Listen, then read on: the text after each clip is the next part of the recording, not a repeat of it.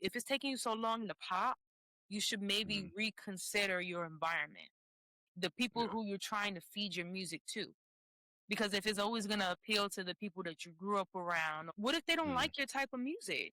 Then you're just gonna yeah. be like, oh, I guess I make bad music because they don't want to stream, they don't want to share my music, they don't want to. Yeah. That does not mean you make bad music. That means Hmm. that you have bad marketing. Maybe you're just targeting the wrong audience. They're not gonna. They don't want to listen. So Right. you need to go find the people who are looking to listen. If people coming up to you, wanting to talk to you, wanting to interact with you and things on a regular basis, if that kind of stuff Mm, is going to annoy you, maybe you should choose a different lane in the hmm. creative career, you know? Yeah.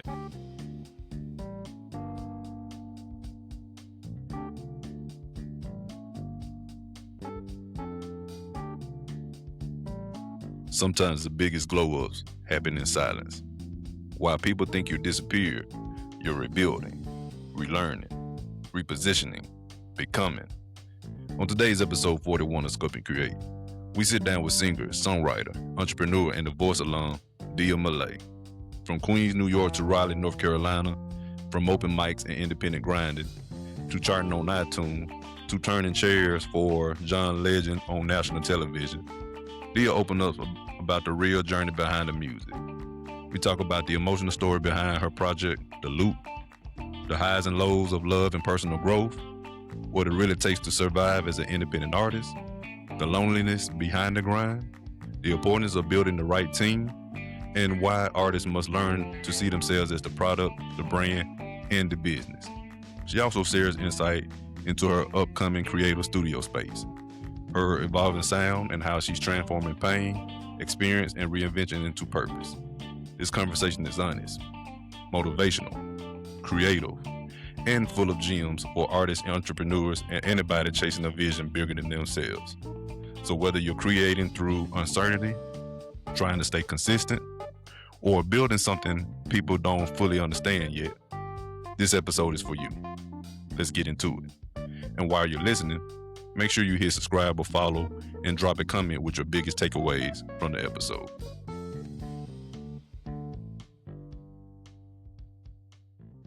Welcome to Sculpt N Create, where fitness fuels creativity and helping artists, entertainers, and creators on their journey towards physical, personal, and career growth. I'm your host, Trey the Fit Artist, and who I have with me today is Dia Malai. She's a singer, songwriter, recording artist, and entrepreneur. Welcome to the show, Dia. Hello, hello. Thank you for having me. Hey, I'm glad you can make it. So before we get into it, let everybody know how they can check you out, listen to your music, book you, the whole nine. Yeah, I got 3 projects out right now. I guess you could say it could be a way to discover your favorite Dia Malay record. We got Echo Street, beginning of my career. We got Statements, dropped that in 2025.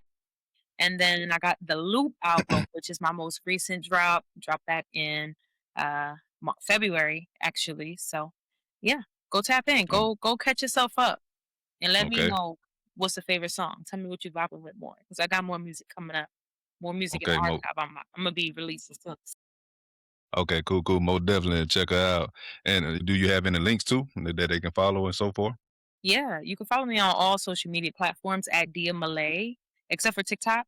That's the spelling of my name right there, by the way. On TikTok, I'm Daze with Delay. That's DAZEWITHDILAI. Like the first 2 letters of Dia and then the last 3 letters of Malay. Okay. All right, cool. All right, so y'all check Dia out. All right, so let's get into it, Dia. So tell everybody, like first of all, where are you you calling from?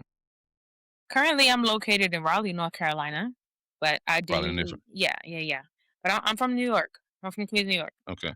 Okay. Do you live in New York, or you just currently visiting, doing some work in Raleigh, North Carolina? No, I mean, I currently reside in Raleigh.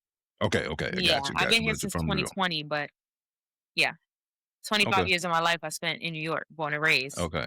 So now basically the South. So how was that transitioning coming from New York to the Cool. I mean, it was a big change for sure. New York is a Okay. lot faster, a lot more going on, a lot more access to creative resources. So Mhm. Here is a little bit different being in the South, or what people from up north call the Yeah. South. North Carolina Right. is technically the South, even Yeah. though it don't feel like that. Newsflash. I need for Yeah. my New Yorkers to know. Yeah. It's not exactly that. You can Yeah. come down here and have a little feel of the city. Yeah. We're not, there's elements of that here, at least in the Raleigh area. So there's a city aspect here. Okay. That was so what prompted to move? Was it more like for business related or what? Well, my mom moved out here first, and I was still living in New York at the time. So I was coming out here to visit her. And I was just like, it's, again, not as country as I thought.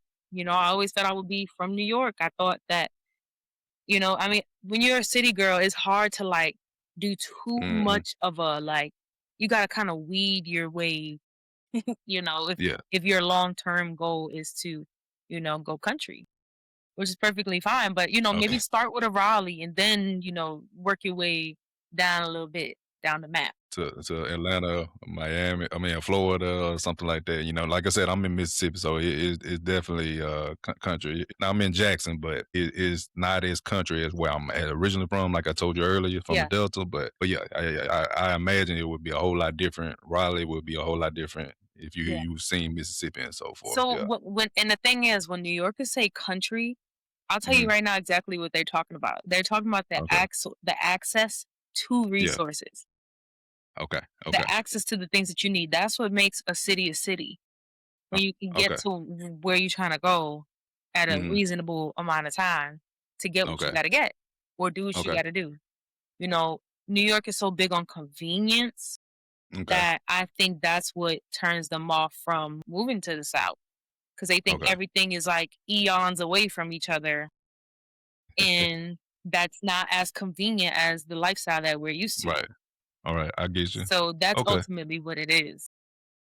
Okay, that's interesting you said that because yeah, Mississippi now is known to have the most food deserts around or whatever. So you do have certain places, certain pockets where there is not a lot of resources anywhere. Especially where I come from, is not a lot of jobs and stuff like that and everything. So you had to drive out to certain places. So Jackson's not like that, but what they say, I say the Jackson surrounding areas, everybody kind of like white flight right now in the Jackson area. Everybody moved out, but the surrounding areas is a lot of stuff going on. But yeah, in the Delta, that's definitely true. But most of us was thinking, I'm like going to your point. Most of us was thinking that most of the people up north was thinking about like we slow, we ain't we do some kind of weird stuff and all this stuff like that, slavery and all that and everything. That's what the perception we think that the North have of us. So what you saying there is just really just the resources part.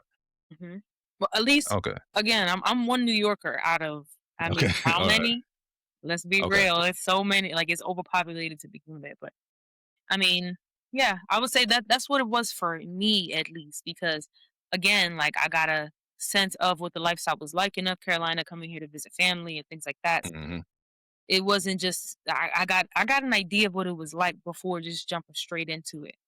So I Mhm. think to each his own. You gotta, if you want to go to a different city, move to Colorado, whatever the case. Maybe go there, travel there, go see what it's like for yourself first, and then decide if that's somewhere that you can see yourself building a Mhm. life or having a chapter of your life at that location. Yeah. All right. Now I do like your 50 Cents and so forth. He flourishing in the South. As he Mhm. went to Dallas first and now he in Louisiana and so forth. So I think a lot of people up north seeing the benefits to his high cost living in the more the northern states and so forth. So and you can kind of get a house. $100,000 go a lot further in the South than it is up north and so forth. So That's right. Yeah. yeah. Okay. All right. But so now let's talk about this on the part of like who is Dia? What type of music does she make and so forth? Yeah. So I say Dia Malay is feel good music Hmm. and just Okay. feel good vibes. That's everything that I represent. Down to my encounters with people, I wanted to show 'em my music, my everyday, Hmm. when I look in the mirror, everything. I want feel good vibes. And I mean, Okay. granted, like every day's not gonna be peachy. Not every single person is gonna like your music. There's always gonna be, that part, that element of doing whatever it is that you're doing. But yeah, I would say whatever it is I want for people to feel something. I want for it to feel good or, you know, yeah, just connection overall. Okay. Okay. And like I said, I didn't get the chance to listen to a lot of your music, but I did hear some snippets of it and so forth. You definitely got a nice sound, and you know where you in the R&B soul lane, Hmm. but you can definitely hear it. Like I seen when I googled you as well, that was saying you like pop soul. Would you say that's accurate? Yeah, pop Okay. soul. Okay. All right. So I'm making soulful music more popular. That's why. okay. Okay. Soul music is basically R&B, right? Right. But there's like a fine line where it can kind of feel like pop, and that's that Yeah. feel good. Right. That's that feel good element. Well, yeah. So that's what I mean by like Yeah. pop soul because it's feel good and it's something that it sounds like it could be mainstream, but it's giving a Hmm. real message. And yeah, that's ultimately what it is, and it's emotion in it. Yeah. And like I said, that definitely what I hear for is your voice. And we'll get into it for in a minute. Like I can hear the Mary J. Blige influence, Whitney Houston influence, people who can go between soulful and upbeat, Mm. and everything like that. And you fitting in that lane, then you, like you said, you taking a little step further where you're making it more popular in that aspect. So I like that about it and so forth. So with now and with the pop soul and so forth, like are you say you're a songwriter, so are you making music for others or you just yourself? For right now, is just for myself. I've done songwriting for others, but I think the space that I'm in right now, I'm keeping all the sauce. I put it like Okay. that. I feel you. I'm keeping all the Yeah. sauce, and I feel like that's Yeah. necessary for this era of my career right now. Hmm. Just off of the simple fact that I want for people to really hear me and my music. I'm trying to create more of my own identity. And it's like if I keep giving little pieces of my identity to other artists to make them better artists, it's kind of like, you know, Yeah. and I I feel you. mean, we have success stories, right? We have the Neos, Hmm. we have the Kerry Hilsons, who have come in as songwriters and then branched out to become the breakout artists. But you know, I think times are a little bit different right now. I don't know if that's the era that I'm in. That's the space. Yeah, I feel you. And the music that I write, I've thought about that, like ghostwriting. I don't know if I would want to ghostwrite myself either, like because everything I'm writing is really for me. It ain't really for somebody else. Now, if it's something I'm thinking I'm not gonna do, Hmm. and I just want to give it to somebody, then Yeah. maybe something like that. Right. But other than somebody come to me, man, write this or this, I don't know about that yet. Hmm. So I get what you're saying, and it's your identity in it, and then it feel like you gave yourself away to somebody else, so to speak. That's what you're saying. That's right. That's right. Okay, Yep. I So you got you. can continue developing the sound that's yours Yeah, first. Because when you songwriting, essentially you are giving your sound away. I feel you. Yeah. Uh, and I heard somebody like that. Well, I ain't gonna get into to it too much with Jack Harlow and so forth. And they say he had reached out. It was somebody he was collaborating with, and to do that R&B album that he got out now. And he was trying to tell her, can you write some songs for me, but don't put her name on it. She was like, I own ghost rights. He said, if I wrote it for you, I'm gonna tell people I wrote it. Yeah. So I felt that in my soul. I like, yeah, Percent. I want my credit. Hundred You know what I'm percent. saying? 100%. Yeah. Yeah. Now, and then going back to when you say you're from New York and now you in Raleigh, North Carolina, right? Raleigh, North Carolina. When I listened to Loop, some of the singles that was on Loop, you had some. This is why I say I wouldn't have guessed you was from New York and so forth, because some of the influences sounded like from the West Coast for some of those beats and so forth and everything. Now I think it was Charade that had that up tempo, Afrobeat type of style or whatever, something like that. But for the few songs that I heard, it definitely sounded like you had a California type or West Coast type of influence. Would you Yeah. say? Yeah. A couple of them were for sure. And we got Lost Me, which has definitely got that Cali swag. Same thing for Hmm. Deja Vu, but I think Deja Vu is more like that. It's more like funk. Mhm. more on Yeah. that funk side. Yeah, Um, so but that's gonna be pre hip hop, when we mhm. talking about yeah, so but that's still on the West Coast though with that funk and stuff like that. Yeah. Uh-huh. Yeah. Okay. It was like I said, I can definitely hear and like your sound, and so forth. So Okay. you're welcome. And so like what let's see. For as Luke, let's talk about the album and everything. Now this your latest album here. So let's talk about it a little bit more. Like what what got you into what was the brainchild or the process in making Loop? So it's so funny because my creative process, I kind of work in advance. Like right now, I'm sitting on two other projects. So really, the Okay. loop was something that I was generating all of this music, and I was trying to just figure out ways to consolidate all of what's in my catalog into projects, into little short form projects. Okay. So the rollout of that is still happening. We had statements and the loop, then we got another 6 track, possibly 7 track album Mm, coming out before the year's out. And okay. then I'm gonna do my grand finale with like a very, very special, special project that I'm gonna Okay. do next year. So it's I'm kind of working in advance with it. But I'll say as far as the loop specifically, just wanted to tell that storyline of what it looks like to go through those highs, the lows, all the in betweens of what love really looks like, what it feels like to actually experience that. So just starting from the first song to the last song, Being Lost Me, I think it speaks to that element of the loop, just Okay. infinity sign. It's infinity sign. Yeah. Because I'm looking at the logo. It is like a heart, but it's looping like in an infinity loop too as well within the Hmm. heart. Like, can you? So it does. Can you speak to what that logo is signifying and what this album is about? Yeah, I would say it speaks to the sense of like love can sometimes feels like it's consuming you if you are not in it with the right party. Okay. And so really it's kind of like it's really like a toxic love cycle when you really listen to the in betweens of the lyrics of what it is that I'm saying. Like Okay. even in charade, since we brought that up for example, I'm saying silver tongue, but your edges show, meaning you talk real good, but I see in between. I'm starting to see the blemishes. Silver tongue, but your edges show. Sugar coated stories, they melt too slow. Again, you talking a good game, but it's like I still see it.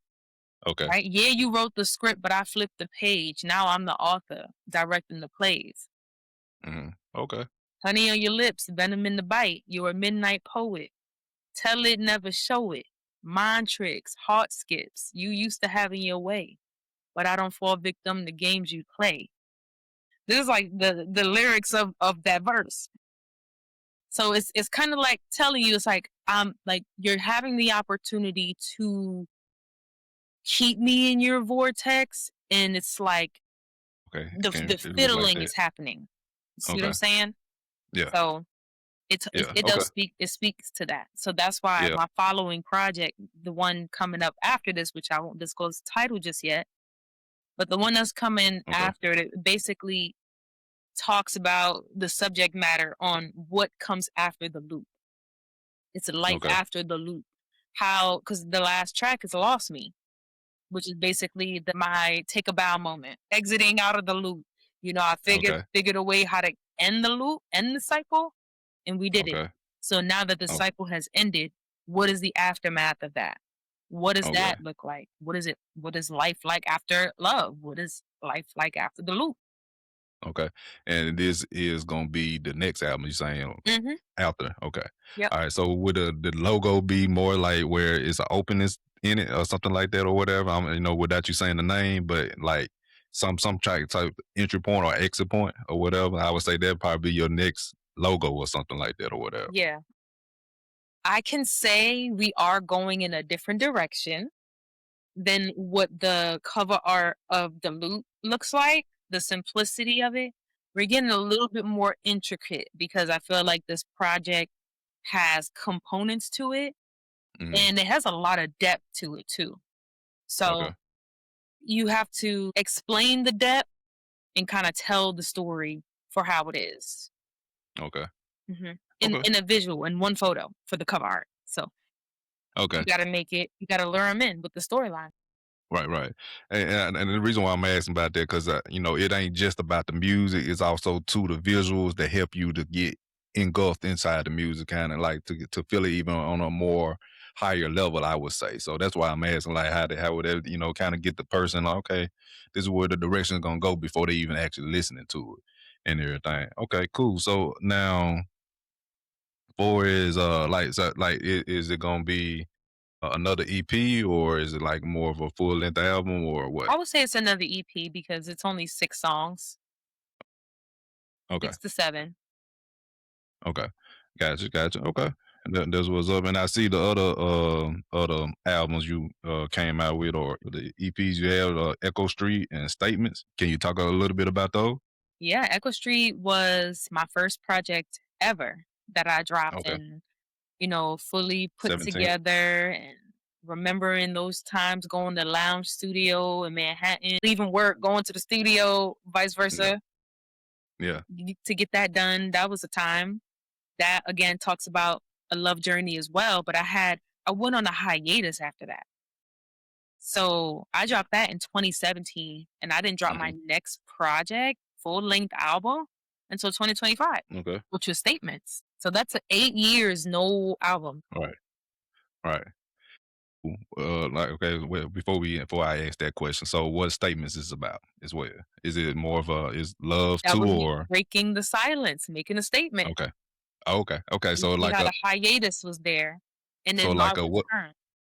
Okay, all right, go ahead. So like a what's on your mind post on Facebook, you basically just letting people know like what pretty much what's on your mind in a And sense. in a sense, and Okay, basically addressing where I've been, okay, addressing what I've gone through in this journey of isolation. Isolation means like not feeding my audience, hmm, so to speak, yeah, So yeah, just addressing all of that okay, and talking about the revelations that I've had in that time of being alone, like learning how I need balance, okay, learning how, just the sky isn't my limit and all the things that I once feared are just an illusion. right. Like without like saying everything that's on this particular album, what was that? What happened in that hiatus between Mhm. 2017 to 2025? If you A care to say. lot. A lot has happened. Me moving from New York to North Carolina, Hmm. just that whole lifestyle change because I came in Yeah. 2020. Hmm. Echo Street was still my latest album at Yeah. that time when And I moved out and here. during COVID. Yep, Yeah. and it was during Uh, COVID. So, I mean, yeah, I would say around that time, it's been a journey. okay. I experienced losing a parent, which was, a I'm sorry very to hear that. pivotal moment. Thank you. Very pivotal moment in my life. Just transitioning and experiencing what that is like, adjusting to that. So there was a lot of things from going from my first album where now I'm talking about real life things, real life experiences, and what that journey is like. I even featured my dad on one of the projects. It was a voice memo he sent me, well, voicemail he sent me, and I still had it. And I was like, no, I need to put this in a song because it speaks to the journey that the song was talking about. Hmm. And so I was like, okay, yeah, we're gonna throw this in there. Okay. I I like featured that. both my parents on that album, by the way. Okay. Is it the one that say is it no ceiling No featuring Mr. Stealing, Dennis? feature Mr. Dennis, yeah. Okay. Cool. And then there's 20 Fine featuring Donna Pierre. That's my mom. Okay. All right. Yeah. It say Donna Marie on here Oh though. yeah, Donna Pierre. That's Okay. right. That's right. Okay. All right. Cool. Cool. And it's cool that you did that, and because I heard this, I don't know where I heard it from, but they say when your loved one dies, they said the first memory to go is their voice. So you being able to have something of it is your dad, I'm assuming. That pass, okay. And so you having something that he, of him from, his voice and everything that's that can live with you, and if you have kids and so forth, they can be able to hear they grandparent granddad voice and so forth. So That's all. that is another reason why I wanted to do this podcast too. I heard that too, whatever. So like if whenever I go, this can live on and so forth. So Yeah. and so with the album statements and so forth, for you coming out from it, what would you say? Did you come out stronger from it? Did you come out more knowledgeable? What would you say has arise out of that experience and that hiatus? I would say my faith was restored on my process.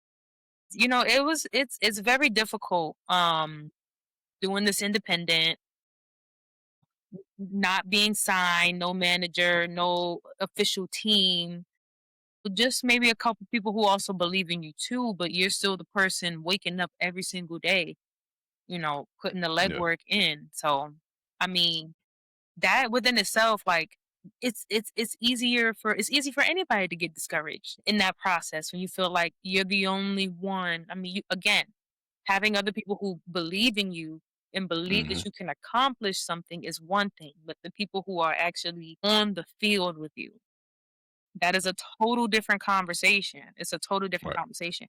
Those are the people that's Hmm. gonna keep you in it, who are gonna hold you Right. accountable, who's like, remember that dream you wanted? This Hmm. why you need to do it.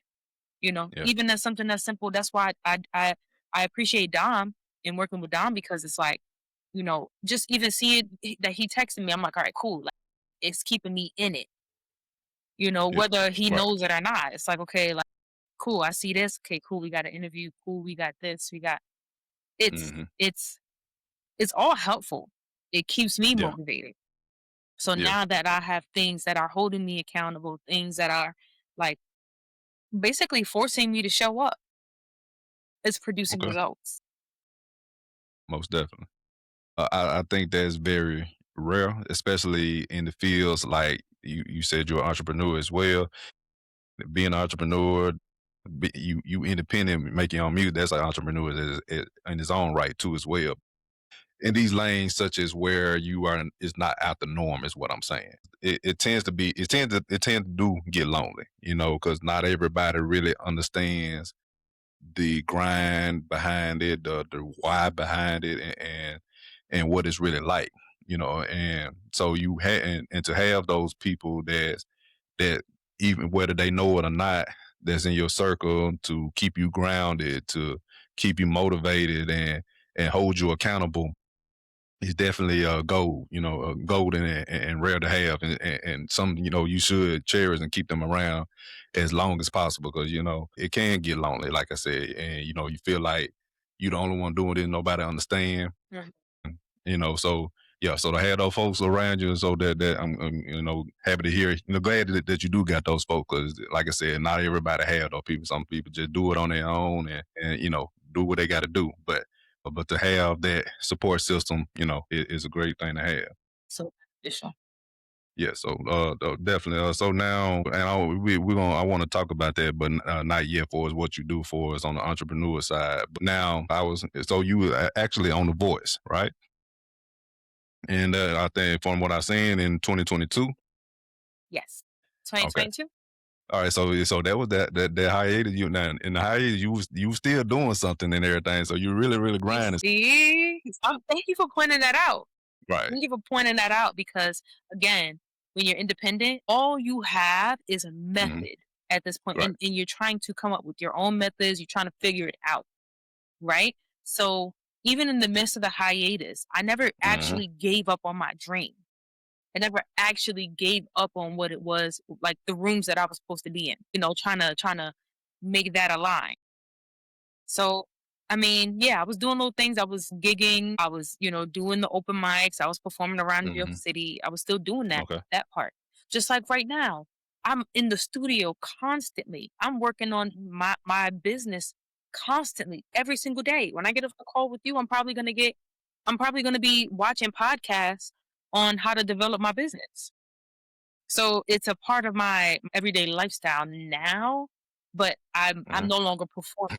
So you see where it kind of took took me off stage, but I'm just redirecting where the attention needs to go. It's constant pivoting. You are constantly pivoting in this business. So it's Most something definitely. to be prepared for something that you really want, especially as an artist. There's so many Hmm. creative avenues, but when you want to be the artist, I mean, what you're saying is you want to be the product. Right. Most definitely. That's the And best way to look at it. say that part again. I said that's the best way to look at it. You Oh are yeah. signing yourself up to be the product. If being an artist, if people coming up to you wanting to talk to you, wanting to interact with you and things on a regular basis, if that kind of stuff Mm-hmm. is gonna annoy you, maybe you should choose a different lane in the Mm-hmm. creative career. You know, Yeah.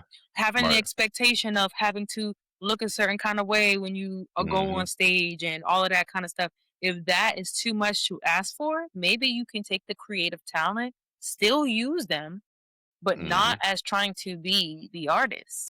Right. I Yeah. think people think that this is easier than what it actually is, Mm-hmm. independently. Yeah. Well, yeah, and that's the reason for this podcast too. Is like I don't have said over a few interviews is that I ain't gonna say every artist, but I do. You see somehow some of them move and so forth that they don't look at themselves as a brand. They just look at the part where I'm just creator and that's it.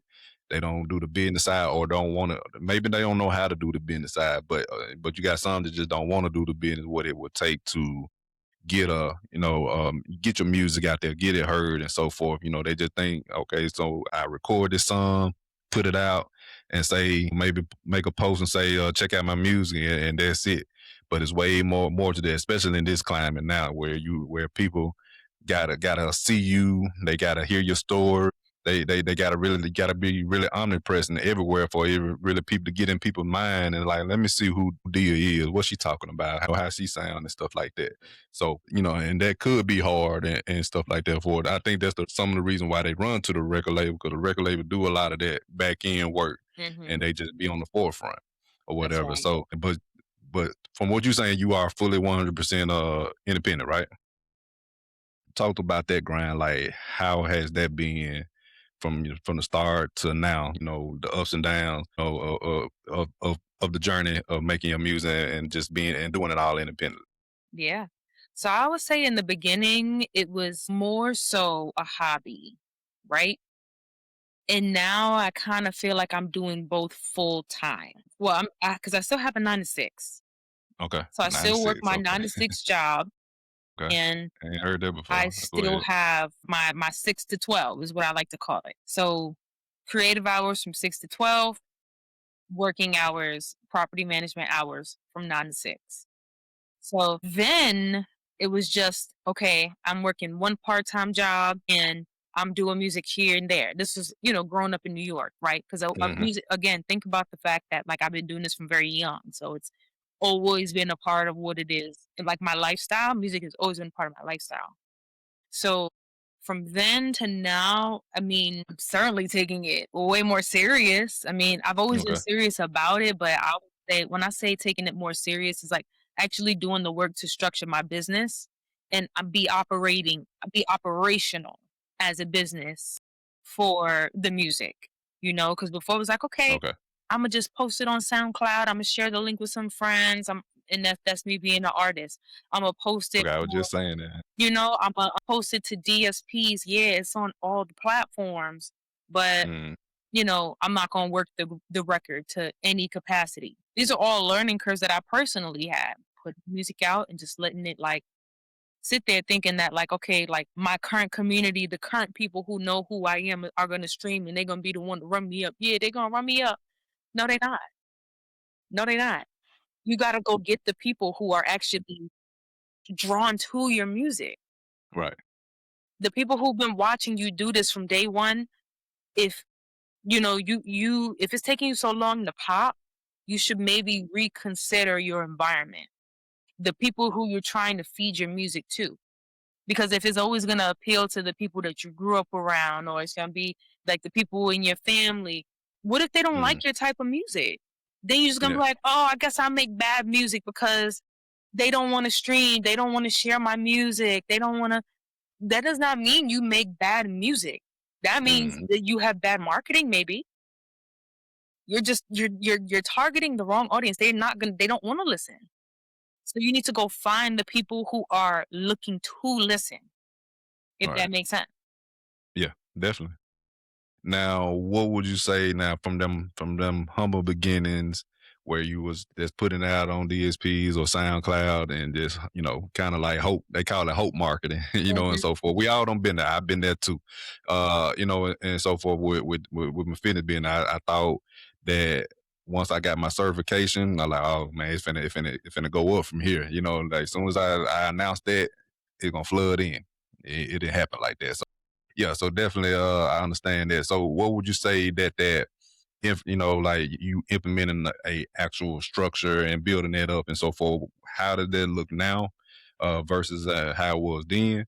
And also speak to that where you said about you find that artist finding who their audience is or their target listeners and so forth.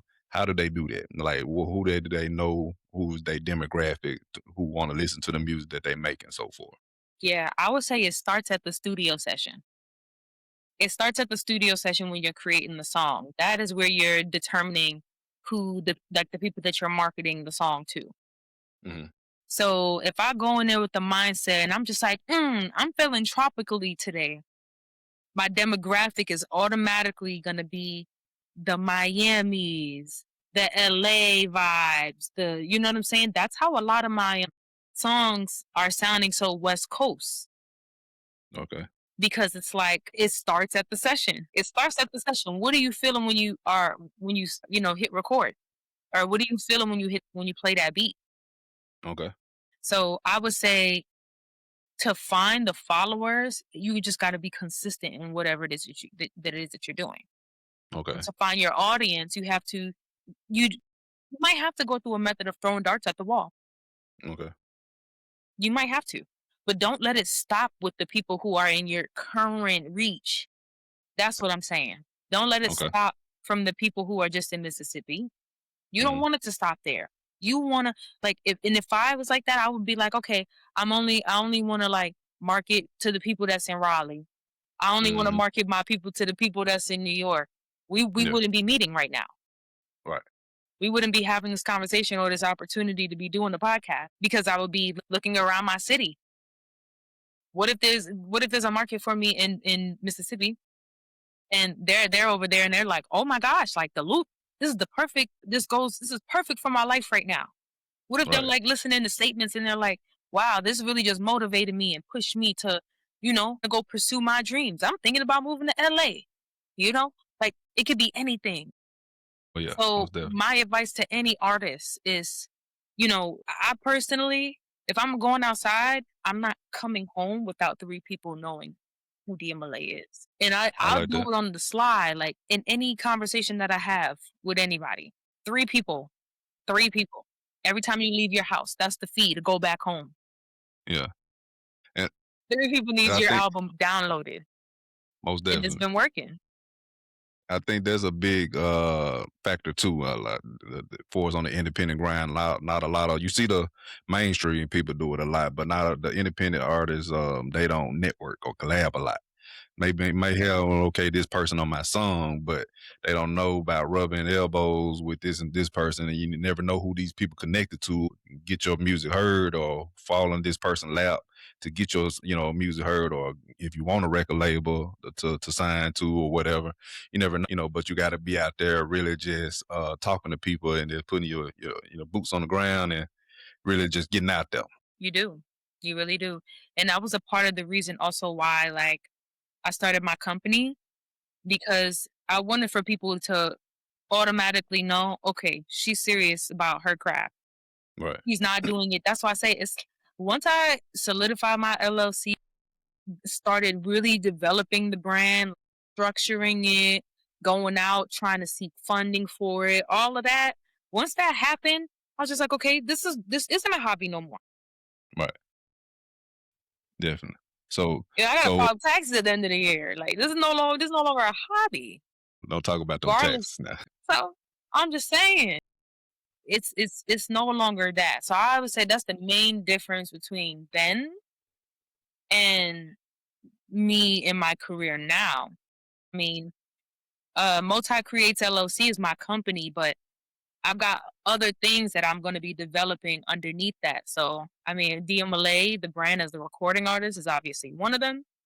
And Mhm. then, I'm gonna be opening up a content studio soon. Well, a creative Okay. camp house. It's the best way to. Create a create a camp house. Okay. What the create a camp house gonna like entail? So it's gonna have all of your creative needs there. So you're gonna be able to get, I'm serving the entrepreneur community of Raleigh as well as the creative community. So really, anybody, if you have a brand, you can come and get your marketing material at my Okay. studio. So Okay. recording, content, podcasting, a little bit of everything. Rehearsal space. Okay. Yeah, we're gonna have like a little. There's gonna be a stage area in there too, even though primarily it'll be for when I do my own events, but there will still be a stage in there, which just means if you need to use the space to rehearse, to do stage rehearsal, it's available for Mm. that too. And I think that's Okay. also something that people look for. I mean, when I moved out here from New York, just at the beginning of the call, like I said, I was looking for the resources. And so being here in a smaller city where, people are really coming here to settle down, not necessarily create, I Mhm. would say I had to become the resource. So this is my way of doing that and also giving back to the creative community that does exist here. Yeah. Okay. Yeah, I like that because I was thinking about doing something similar like this, like a dream goal, and everything far off goal or so forth. I thought about doing it. So like a creative, ecosystem in a sense where, like you said, they can record, be on stage or, for a podcast and all that stuff like that. All the little things going on for artists and entertainers and so forth. In that aspect, because what you had said for its resources, Mississippi, is not really known. Well, we are known for the blues, but for as getting noticed or getting, making it into the mainstream or Mhm. getting your name out there, we don't really have a lot of resources such as that or whatever. So, and a lot of people like to leave out of Mississippi because of that, but they don't never come back to give to it. So that was one thing I wanted to like to be able to put something here in Mississippi or whatever where folks can have the access and resources to things. So I like that when you know what you're doing and so forth. Okay, so now we got off the voice and we're gonna get right back on it. You know what I'm saying? 'Cause we didn't get to talk about it much. So the voice, man, that's pretty amazing. So how did that come about? Like, did you like just fall into it, or there's something somebody that's entered your name, or like what was the whole process? But like the starting process and actually into it and everything. How was that like? Yeah, I would say I'm just a person that don't take no for an answer. So I kind of been auditioning for The Voice a few different times. And what people don't realize is The Voice is actually very hard to be selected for, no matter how good of a singer you are, because it's really by when you apply. And also, they only choose 120 people to actually sing in front of the coaches that people see on TV. Okay, I mean, yeah, for the you most said they part, choose that open 120 call people. is you and thousands of other people, you know, and they have to somehow figure out ways to narrow that down, narrow that down. Mm, So you really gotta like, I don't know. I would say keep doing it. I know amazing singers who have auditioned for The Voice that didn't get selected. So truly, I think I'll say keep applying and The Voice will find you when it's supposed to. That's really my okay, journey. I've been okay. applying for, and I won't say I apply for every season, but I'll say I apply for at least 4 or 5. 4 or 5, okay. Alright, now my cousin, she had, auditioned for American Idol, and I don't know how far she made it, but they were saying, like, she sound like other artists are already out, so at that time, there was some years some good years back or whatever, so I guess they were looking for a standout sound in a sense or whatever, but I don't know. I ain't really talked to her, but this is what I heard by other people in the family and so forth, but, like, what would you say that experience is like, though? Where you actually, from sign up, again, they're going to not quitting, and everything. You got it in 2022 and during the hiatus and so forth, still grinding and so forth. So what was that experience like in preparing for that and being out on stage and really the whole nine. So let's kind of give us a backstage glimpse of how that was for you. Yeah, I would say, I mean, I love LA weather. Let's start there. Okay, it was in It's LA. it's Okay, always sunny in California, but okay, again, like, I think my LA, my West Coast feel, I think at one point in my life, I probably will live in LA, maybe for, like, okay. a year or 2, Yeah. but Okay. I could see myself doing it because I do like that California vibe, so just Okay. being in LA was a vibe within Okay. itself. Okay. So I would say that. I'll say the experience of getting a taste of what Hollywood is really like, just from a standpoint of um how intentional you have to be with like going in and wanting the role, and similar to like when people are auditioning for movies and stuff like that. Like Mhm. you're in a competition. It's very fast paced.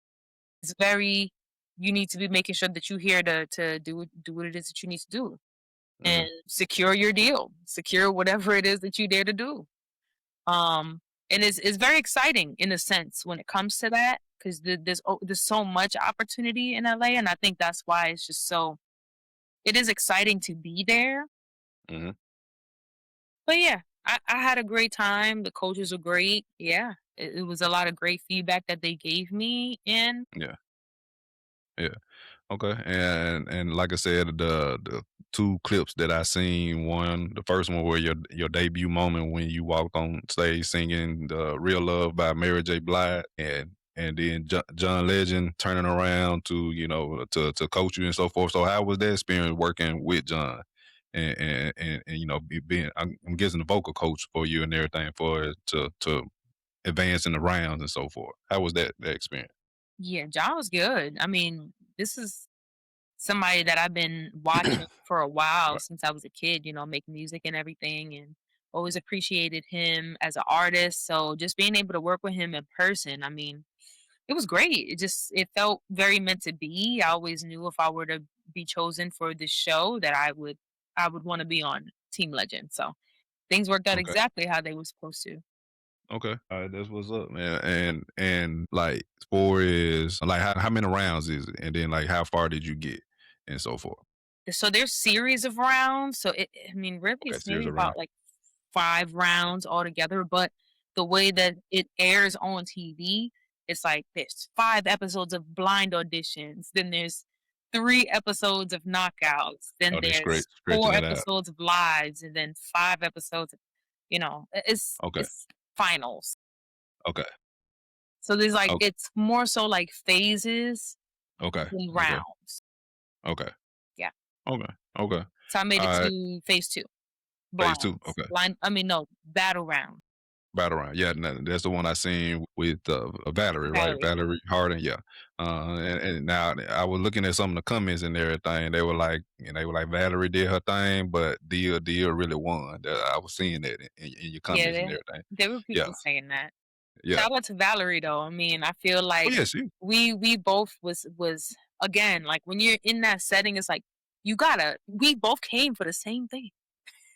most You know what definitely. I'm saying? We both came here for the Hey. same thing. It's the same dream.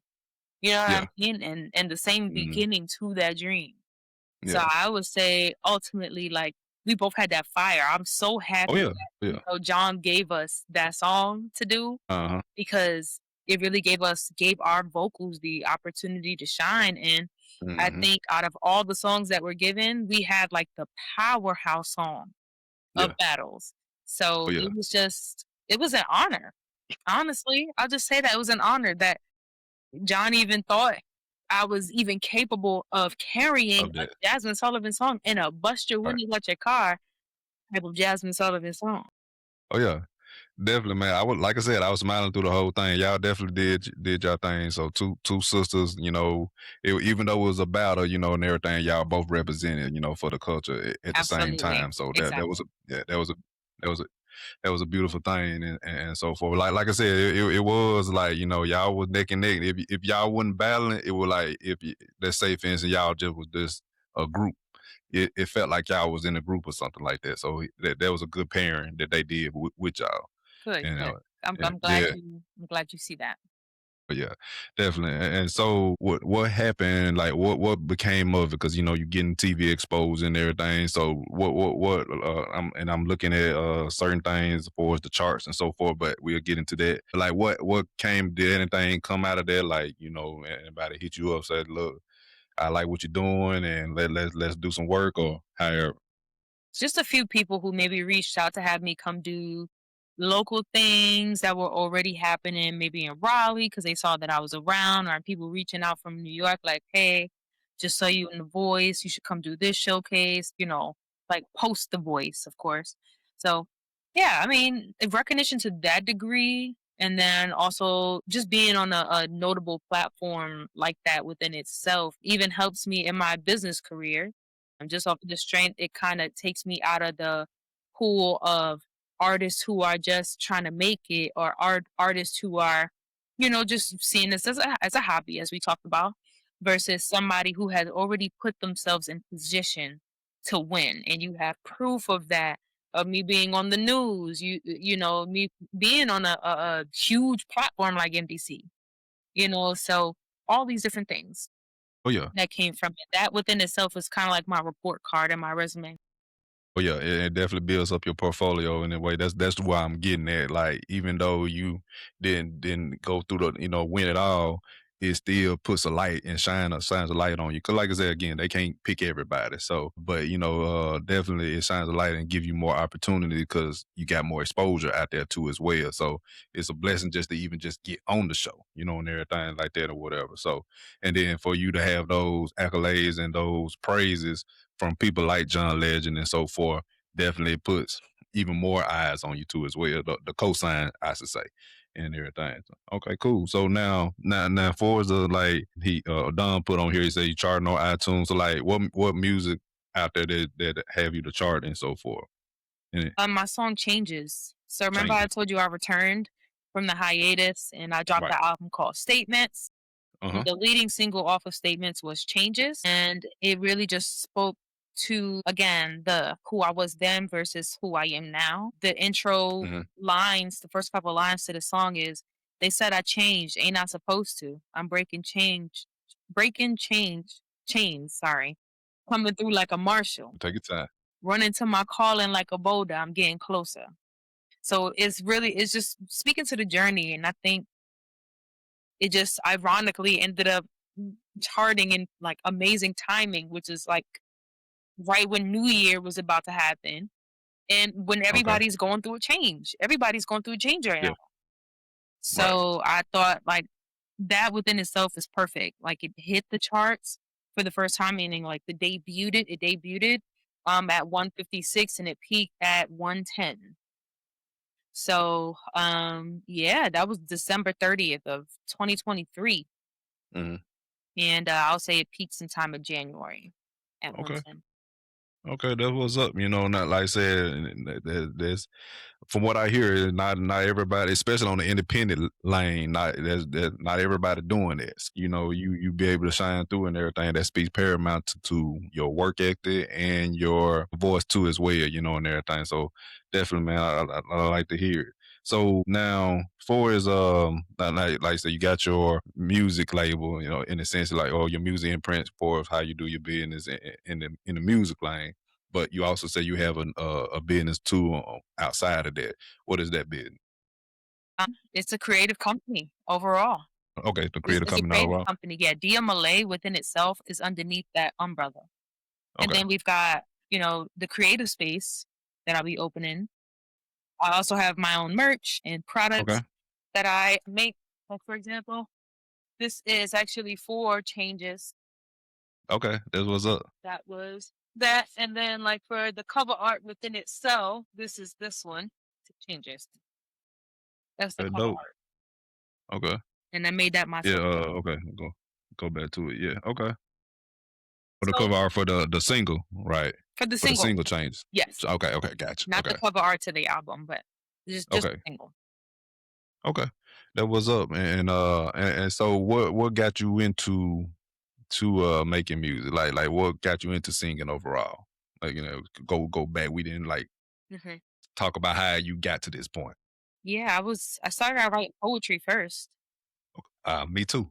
Go Yeah, ahead. started out writing poetry, and then I don't know. One day I discovered my that I had the ability to sing. I mean, I've always gravitated towards music. I've always loved music. I used to just ride with my parents in the car just to listen to the radio when I Hmm. was too young, to even have my own device. Right. So I mean, I've always been a music lover. So I would say it started from there. Poetry, love for music, trying to combine the two, and then somewhere along the line discovered I can sing. Okay. So, like, how did it lead up to you discovered that you could sing? Like, you just fell up on it, and oh, I can. You just tried it one day, and then oh, like Well, me singing songs that I already like. It started from me singing songs that I already liked. Like I remember singing Mary J. Blige "Be Without You" and that hmm ending note that she do. That right. when I Yeah. when I like really pushed myself to execute that note for the first time, I was like, wait a minute, Okay. Yeah. you kinda did that. yeah. Oh So yeah. yeah, from there I was just like, okay, let's Oh see yeah. what we could do with this. So it's like, let me start making songs. So I still have like song books from I gotta check on when it was dated because I like to be accurate when I talk about what I talk about. But I do think it was somewhere in like where I started writing Done now. poetry. Okay. Yeah. Okay. Like, what type of poems was you writing and so forth? I was like writing like little short form Yeah. poems. I always like stuff that rhymed, and English was always my favorite subject in hmm school. So wordplay has Yeah. Mine always too. been a thing for me. I don't know. I always Right. just liked it. I would do it Yeah. as jokes sometimes. Like if somebody says something, I would complete the bar with hmm something that rhymes, and I grew out of that. Okay. Talking about the rapping part Yeah, of it, or yeah, exactly. okay. I got you. But yeah. Why you say you grew out of it? You know, and No, I'm everything saying, like like, say, okay. for example, like, you would say just now you just said, "Why would you say you grew out of that?" And I'll say, "'Cause I told you I had to grow out of that. I had to grow out of that to be a part of that." Oh, okay. Like, stuff like that. Okay. That's what I'm saying. Like, I would take a Okay. Okay. random anything that somebody's saying, and I would, like, just start making it a song, like, very Okay. unserious like. Okay. But that's what I meant, like, I grew out Okay. of that. Oh, okay. Okay. I got you. I thought okay, I see what you're saying. I thought you were like, okay, you was trying to make, hip hop music or whatever, but you just Oh, stopped yeah, it. no, That's no, what no. I was thinking. That's just Okay. me, like, annoying people. That's why I discovered that I actually know I have a music bug. I got Okay. something Oh in yeah. me that is just like keeps completing melodies, or I hear syllables and rhymes and word plays that go together. Oh yeah. Oh So yeah. I already know I got a thing for words too, man. I like my cousin. I never told this story on the podcast. So my cousin, he had encyclopedias. I'm from the 80s, 90s, born in the 80s and lived in the 90s. So we didn't really have a whole lot of internet going on. We had it, but it wasn't a lot to go on at the time. He had a site, so when we had to find out information and so forth, it was like we had to go to the library or encyclopedias and stuff like that. So he had encyclopedias and so forth, and I didn't have that. So I like, man, I'm trying to be like him because he's my older cousin, a few years older than me. And I'm like, okay, so what I got? I started looking at the dictionary and everything. I started like, just reading the dictionary, and it just kind of grew into well, I ain't gonna say obsession, but an infatuation from there. So anytime I hear a big word, I'm like, "Ooh, what's that?" yeah. You know what I'm saying? And that I don't know, and I look it up. So I get what you're saying, and to that degree where you just got that bug in you, and it just kind of cattle, it's kind of like snowballs from there into Hmm. other interests and so forth and everything. So I like that now. For your music influence, it sounds like Mary J. Blige is one of them. Like, could it speak to like how many other influences do you have? I have a lot of Or influences, but I try to like consolidate them, even though that's hard. So we got Mary, Anita Baker, Michael Jackson, Whitney Houston, Sade, Destiny's Child. Neo's an influence of mine as well. Um, okay, Who else? I mean, it's a lot of people. Frank Ocean, if we want to go more newer school. Stevie Wonder, Luther Vandross. It's a lot of artists that I feel like I take influence from. Tony Braxton, Missy Elliott. okay. It's a wide range. Right, would you say? some of those has influenced your music, or is some of your style in the music that you make, or do you think you got a totally different sound than those influences? I would say both. I would say like it's that whole list right there probably sums up me stylistically and Okay, musically. Maybe not okay, all for each category, but like split up into each. Like, yeah. Yeah. So like for if we talking stylistically, we got I mean Mary J. Blige, of course, but I feel like that's vocally and yeah, stylistically. We got yeah, Rihanna, which is okay, stylistically and maybe 25% musically. We've got who else would I say? Style wise. It's gonna have to be a tie between, between I'm gonna say Missy okay, and Aaliyah. okay, uh, okay, like why would it be a tie? Like they kind of like different, different lanes. Just because I said 3, but I needed to put 4. So I guess 1 is an honorable mention. Okay, so they're kind of like your Mount Rushmore is in a sense. Are you I would say saying? so. Okay, okay, gotcha. Okay, I'm trying to think. Now, what would you say now that you have going, in the future, other than just the music you got? What's else is in the pipeline for you? I would just tell the people stay in tune for this content creation studio. If you're in the Raleigh area, anywhere in Virginia, Charlotte, all the surrounding areas. If you ever find yourself in the Raleigh area, or if you're just looking for a space to come create, you might want to follow me at Dia Malay, Diamalai. Stay in tune because I'm gonna be making a very special announcement really soon, and it's gonna be very grandiose. And I can't wait for y'all to really see what's in the loop. For real, for real. Okay, all right. So that's in the still in the music lane still. What you talking about the grandiose thing? No, I'm just saying like the space within itself is gonna be Okay, grandiose. okay, okay. Like it's gonna Oh, be very grandiose. Okay, grand and like okay. it's gonna be a moment, is what I mean. Oh yeah. Okay. Gotcha. 'Cause I know I remember you were talking about it was a special surprise for us or whatever album you working on. Not I don't know about the next one to loop, but it was Yeah, something you said it was yeah. yeah. That's what I was One actually after talking that. about. Okay. Y'all might get Okay, yeah. both back to back. Who knows? Content creation studio as well Mhm. as new album from Dia Malay. Okay. Okay, cool. So and now we talked about a great deal. Is it anything else that we haven't discussed that you would like to discuss today? I think we went over quite a few topics. I think we Okay. covered all the albums that I have out, where people could find me, what I got coming up, Hmm. where I'm currently located if y'all want to book me or work with me. Yeah. Which Yeah, we're gonna I would say which we're stay gonna in get into. tune. It's a lot already out and it's a lot on the way. So I Okay, encourage for cool. anybody to stay tuned because you never All know. right. Your Most favorite definitely. artist might be working with DMLA one day. Yeah, most definitely. And I did see that with DJ Luke Nasty and everything. I like him in a few songs and stuff like that. Exactly. See, we didn't even talk And about everything. that. You see, I ain't even gotta Oh mention yeah, it. oh yeah, It's just yeah, it's a real thing. So that's even more proof of why y'all should tap in. yeah, for sure, without a doubt. Y'all check my girl Dia out.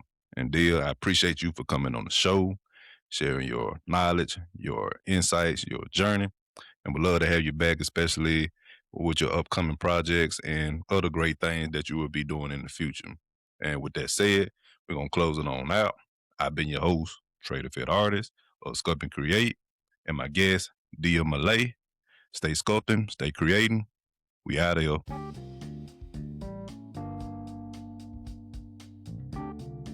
Thank you for tuning in to this episode. If you enjoyed it, be sure to follow us on social media and subscribe to the show wherever you listen to podcasts so you never miss an episode. If you're looking for fitness coaching to help you reach your goals, want to join our animated network for fitness guidance, collaborations, networking, and community, or are interested in being a guest on the show, check out the links in the description. Stay creative, stay fit, and we'll holler at you next time.